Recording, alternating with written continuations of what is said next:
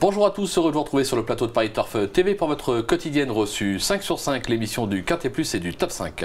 Pour m'accompagner aujourd'hui, j'ai le plaisir de recevoir Ludovic Cognot. Bonjour Ludovic. Bonjour Philippe, bonjour tout le monde. Ludovic, direction Compiègne ce lundi, le prix de l'Artois, une épreuve pour 5 ans et plus, 2000 mètres, corde à gauche. Un lot de bonne facture où les numéros de corde risquent d'avoir leur importance. En effet Philippe, en cette période de l'année à Compiègne, on a vu le terrain est annoncé bon. Bon après les bons numéros de corde, oui, ont leur importance sur ce profil, mais bon attention, les chevaux à langue qui ont hérité d'un numéro de corde à l'extérieur, c'est 2 mm, donc ils ne vont pas partir forcément très vite. Si on leur laisse la chance de pouvoir prendre tête et corde, ils peuvent aller aussi au poteau, donc c'est pour ça que en priorité on va suivre les bons numéros de corde. C'est des chevaux bien connus à ce niveau de la compétition qui ont les moyens de bien faire, donc suivez notre prono surtout. On va suivre votre sélection tout de suite, Ludo. J'ai placé en tête le numéro 3, Café Royal, le 7, De Bon-Aloi, le 14, Divin Léon, le 7, Bohemian Rhapsody, le 10, Serenu, l'As Poker Sly, le 9, Be a Flirt et le 15, Gentle Show. Allez, on rebondit sur votre favori numéro 3, Café Royal. Cheval qui n'a plus à faire ses preuves à ce niveau. Il a gagné lors de son unique tentative sur ce parcours. C'était en juillet 2015. On est obligé de le retenir. C'est ce que je voulais vous dire. Il a gagné pour sa seule sortie d'ailleurs sur ce tracé. La dernière fois, il reste sur une 6e place, mais bon, c'était la fameuse deuxième course après une rentrée. Le coup d'avant, 39,5 de valeur, il avait fait l'arrivée à ce niveau de la compétition. Il est associé à un jockey que vous appréciez particulièrement, qui est Stéphane Pasquier, hérité d'un très bon numéro dans les stalles de départ. Moi, sincèrement, je le rachète. Ouais, moi aussi, avec le 6 dans les stalles, on fonce, c'est clair. On passe au 7 de Bon-Aloi. Lui aussi est confirmé à ce niveau. Comme l'atteste, sa récente 3e place, c'était à Chantilly. On va le voir, très belle 3e place. On remarquera que 6e, c'était justement Café Royal, on en parlait, c'était cette course-là. Sur cette performance-là, on est obligé d'y croire une nouvelle fois. On voit bien qu'il met du temps à enclencher. Après, quand il trouve le bon rythme, il finit dans une plaisante action. Il lui aussi a hérité d'un très bon numéro dans les stades de départ. Il adore les pistes légères, est associé à Pierre-Charles Baudot et il n'a également jamais déçu en 2 tentatives sur ce tracé avec 2 accessibles à la clé. Donc pourquoi pas enfin une victoire sur le profil de Compiègne. Pourquoi pas, ça peut être son jour ce lundi à Compiègne, dont numéro 7 de Bon-Aloi. On passe au 14, Divin Léo. Alors on ne le présente plus dans cette catégorie, même s'il reste assez inconstant dans ses résultats. Maintenant, il vient de courir en gros progrès à Maisons-Laffitte sur un 2000 mètres en ligne droite. Moi j'ai bien aimé cette course là et je me dis que peut-être le cheval est revenu à son top niveau et pourquoi pas jouer un premier rôle ici. En effet, en plus lors de son avant-dernière sortie, c'était dans le fameux quintet nantais qu'on avait donné. Il courait de première, là il a encore hérité d'un très bon numéro dans les stalles de départ et Papy fait de la résistance car j'ai vu qu'il a couru à 54 reprises au niveau des gros handicaps avec à la clé 18 fois dans les 3 premiers dont 3 victoires. Il fait bien le profil de Compiègne car il y a déjà goûté aux joies du succès. Franchement, moi je pense qu'on sait que son mentor Mathieu Boutin a dû le préparer avec soin pour cet engagement, car c'est un vieux tonton qui a peut-être des petits problèmes de santé, mais bon là, il est en plein dans sa période de forme. Pareil, jouer contre, ça serait risqué. Difficile, hein. Ouais, c'est clair, on ne peut pas jouer contre.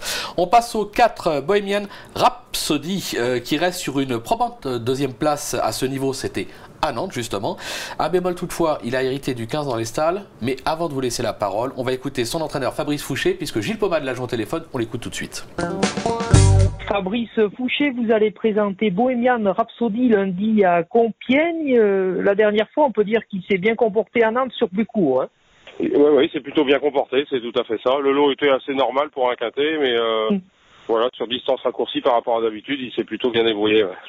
Qu'est-ce que vous pensez? Vous le ramenez sur 2000 mètres cette fois-ci? Vous pensez qu'il peut avoir le même comportement? Je pense, regarder le lot vraiment avec une première chance, mais moi je dirais qu'il est capable de faire l'arrivée dans un lot comme ça sur 2000 mètres à Compiègne, oui, très certainement. Ouais. Oui, Compiègne, un parcours coulant, ça devrait lui convenir. Hein.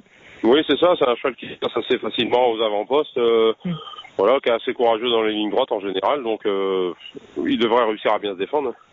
L'état du terrain, vous y attachez une importance? Pas plus que ça, là ça va être bon terrain, voilà, c'est ce qu'il lui faut pas du lourd, donc là ça va être bien pour lui, voilà, bon terrain, c'est parfait. Ouais. Donc une confirmation est attendue alors, hein? Ouais, pour une place sûrement, je pense, Bon, le 15 dans les stalles, ça vous inquiète pas? La dernière fois, on avait tubé les personnes en le mettant en tête à Nantes. Là, par contre, moi, oui, le 15 dans les stades, ça me fait peur. Mais bon, on en a parlé en début d'émission. Les numéros de corde à l'extérieur, comme le dit son entraîneur, s'il arrive à se placer non loin de la tête d'entrée de jeu dès la sortie des salles de départ, il n'est pas à l'abri de faire l'arrivée, et pourquoi pas même mieux. Après, voilà, moi, ce que j'ai relevé, c'est que ces 4 succès ont été acquis, tous corde à droite. Il fait bien les profils à main gauche. Mais bon, voilà, donc on va plus quand même le reculer dans un prono et le voir pour une 3-4e place ce coup-ci. Mais bon, après, la saison est longue. C'est clair, c'est clair. On va s'en méfier, on ne peut pas l'écarter, on l'aura compris. Le 10, Sérénu, il a des titres à ce niveau et notamment un succès dans le prix de Jardy, c'était à Saint-Cloud. Ne serait-ce que sur cette performance, pareil, on ne peut pas l'écarter, mais peut-être plus pour une place encore. Oui, il a été pénalisé en dernier lieu de 3 kg lors de son avant-dernière sortie de 3 kg. Il est désormais en 36 de valeur, donc il n'a pas de marque. C'est quand même un peu un pari. Mais bon, il fait bien ce type de profil. Et d'ailleurs, il a obtenu une bonne 3e place pour sa seule sortie à Compiègne. Il affiche une belle réussite, comme vous l'avez dit, à ce niveau de la compétition, avec 4 sur 6 dans une victoire. Pareil, lui, il a le numéro 11 dans les stades de départ, il apprécie le bon terrain, mais s'il a les moyens d'aller vite tête et corps, ce que je pense devrait être le cas, car il sort très vite de sa stade de départ, lui peut venir pimenter le rapport. En plus, il est associé à un jockey qui le connaît parfaitement. Moi, c'est celui-là que je jouerai un simple gagnant placé pour toucher une petite cote, parce que la place sera belle. Ça c'est de l'info. En général, avec Ludovic, on n'est pas déçu de ce côté-là. Merci Ludovic pour toutes ces infos. On va se quitter avec une petite pépite dans la 6e, je crois. Ah oui, c'est le 615 Master Blaster qui m'a vraiment bien plu lors de sa récente course de rentrée à ce niveau de la compétition. C'est ici un réclamé. Il est une nouvelle fois associé à Christophe Soumillon et dépend du redoutable entraînement de Simone Broggi. Je pense que ça devrait le faire, parce que l'engagement est excellent. Avec la corde 10, il va pouvoir musarder non loin des chevaux de tête et prononcer son effort à mi-ligne droite et s'imposer de 2 longueurs. Et ben voilà, c'est fait. Vous jouez le 10 dans le quintet et vous remettez tout sur le 615. C'est fait, c'est dit, c'est annoncé, il n'y a plus qu'à passer à la caisse. Merci Ludovic pour toutes ces informations. Merci à vous de nous avoir suivis. Bonjour à tous et à très vite sur le plateau. Au revoir. Au revoir.